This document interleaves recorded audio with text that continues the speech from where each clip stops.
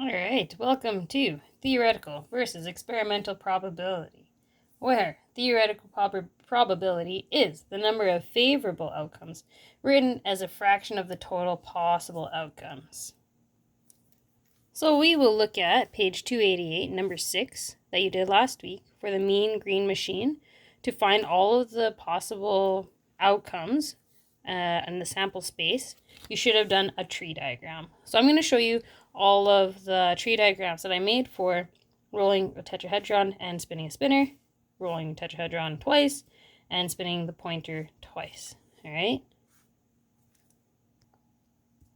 Alright, so it's blurry, but your sample space should have looked something like this. So, with the tetrahedron, 20 possible outcomes. Tetrahedron and spinner, 20 outcomes. Tetrahedron, 16. Spinner, 25. So the question says, to win a player must make green by getting blue and yellow. With which strategy is the player most likely to win? So after we made all that sample space, we should be able to identify the probability of getting blue and yellow. For tetrahedron and spinner, the probability of getting blue and yellow is 2 outcomes out of 20. About 10%. For tetrahedron and a tetrahedron, roll the dice and then roll the dice. Possibilities are blue and yellow 1 time, blue and yellow 2 times to make green, with a probability of 2 out of 16, which is about 12.5%. Probability with spinner and spinner is blue and yellow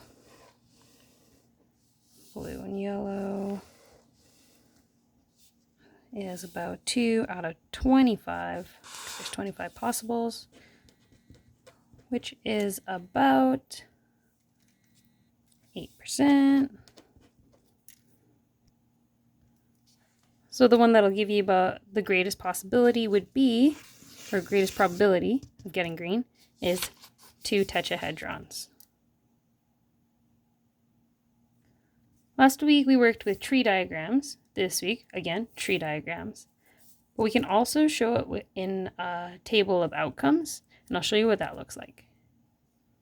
So with a table of outcomes, you'd list your first roll on the top, second roll on the bottom, and then you'd list your outcomes.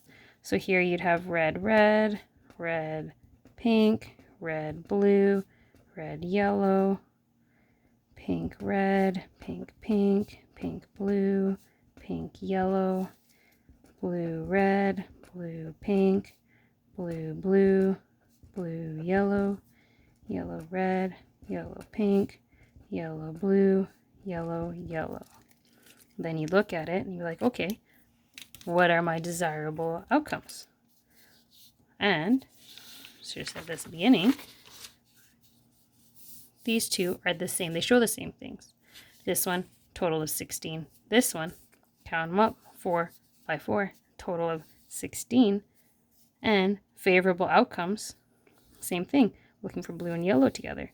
Blue and yellow together, and blue and yellow together.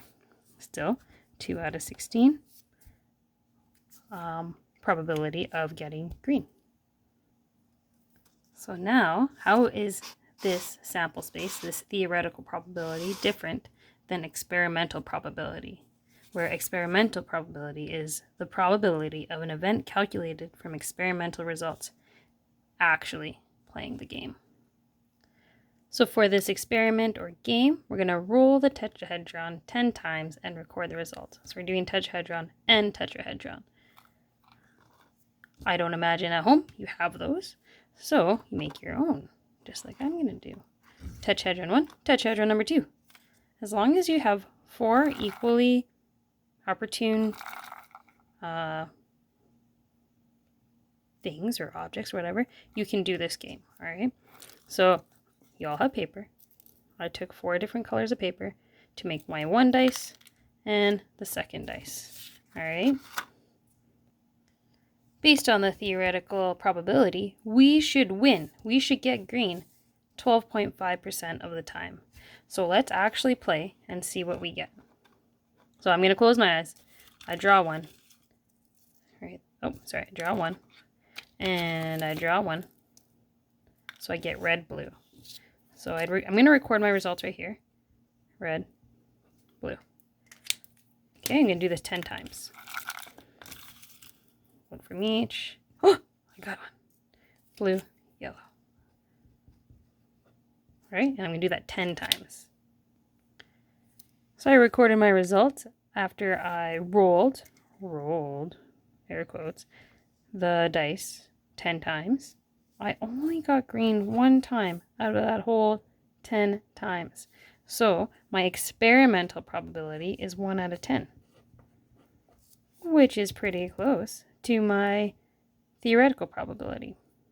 I'm going to play this game 2 more times.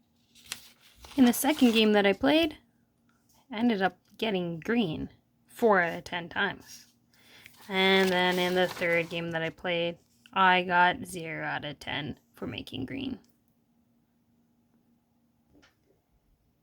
So from our experimental probability results, we found that game 1 followed the theoretical probability, but game 2 and 3 did not. Why is this? Well, maybe this is due to chance or luck, but that's the joy of the experimental probability. It's a little bit different every time. Theoretical, never different. Experimental, sometimes different. Let me know, grade 7s, if you have any other questions. Peace out.